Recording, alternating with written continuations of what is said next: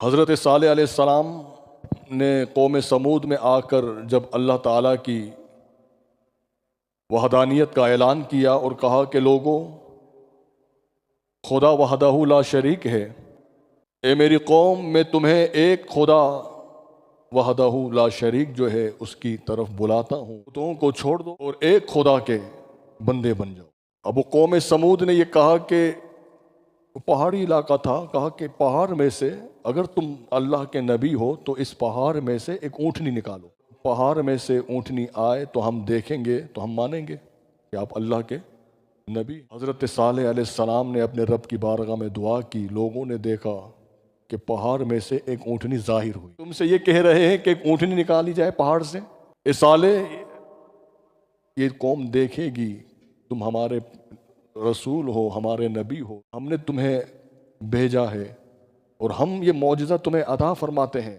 حضرت صالح علیہ السلام نے اس قوم کو اپنے معجزے کے ذریعے اپنے رب سے دعا کی، اللہ نے یہ معجزہ انہیں عطا فرمایا کہ قوم نے دیکھا کہ وہ اونٹنی برآمد ہوئی، اور جیسے اونٹنی ظاہر ہوئی، اب اس اونٹنی کو کسی نے پیدا نہیں کیا، یہ واحد اونٹنی ہے اس روز زمین پر کہ جو پہاڑ سے ظاہر ہوئی، اور اللہ نے فرمایا کہ یہ میری اونٹنی ہے۔ جیسے وہ اونٹنی ظاہر ہوئی، اس اونٹنی کے باہر پہاڑ سے نکلتے ہی اس نے ایک بچہ بھی پیدا کیا۔ صالح علیہ السلام نے فرمایا کہ کوئی بھی اس اونٹنی کو نقصان نہ پہنچائے، یہ اللہ کی اونٹنی ہے۔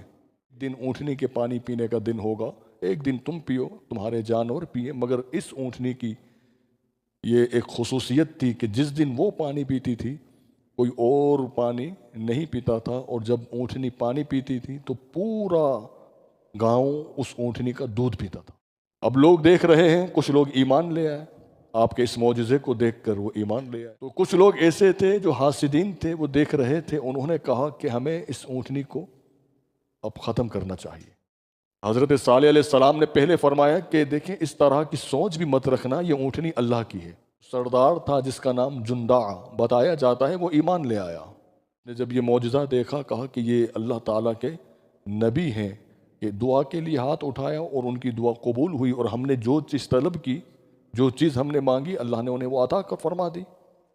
اور کچھ لوگ ایمان لے آئے، مگر کچھ لوگ جن کے مقدر میں ایمان نہیں تھا، ان کے مقدر میں جہنم تھی، وہ ایمان نہ لائے، وہ پوری قوم پر اللہ نے عذاب نازل کیا۔ وجہ کیا بنی کہ وہ نافرمان بنے۔ حضرت صالح نے یہ معجزہ دکھایا جو انہوں نے طلب کیا، آپ نے وہ معجزے کے ذریعے وہ دکھایا۔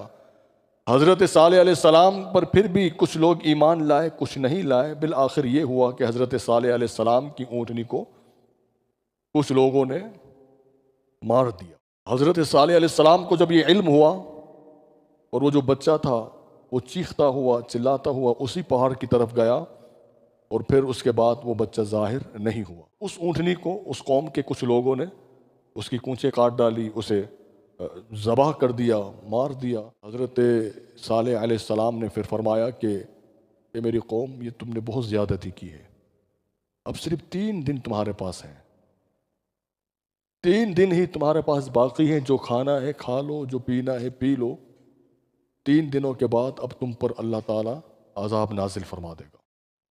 یہی ہوا کہ ایک دن ان کے چہرے کا کلر زرد ہونے لگا، تبدیل ہونے لگا، دوسرے دن اور تبدیل ہوا، جب تیسرا دن آیا تو اس پوری قوم کے چہرے کا کلر کالا ہو چکا ہے، اور آسمان سے اس قدر خوفناک آواز آئی، اور اس آواز کے ساتھ زلزلہ آیا، جس کی وجہ سے حضرت صالح علیہ السلام کی پوری قوم سوائے چند لوگوں کے جو ایمان لائے وہ تباہ ہوئے، وہ ہلاک ہوئے، اور اللہ کے عذاب میں گرفتار ہو کر فی النار ہوئے۔ یہ واقعہ حضرت صالح علیہ السلام کی دور جو ہے آپ کے دور میں ہوا، اور اللہ تعالیٰ نے صالح علیہ السلام کو بھی یہ مقام عطا فرمایا کہ معجزے کے طور پر انہیں اونٹنی جو ہے ظاہر فرمائی، مگر لوگوں نے قدر نہ کی۔ اللہ تعالیٰ ہم سب پر کرم فرمائے۔ تیرا واغہ کیا جو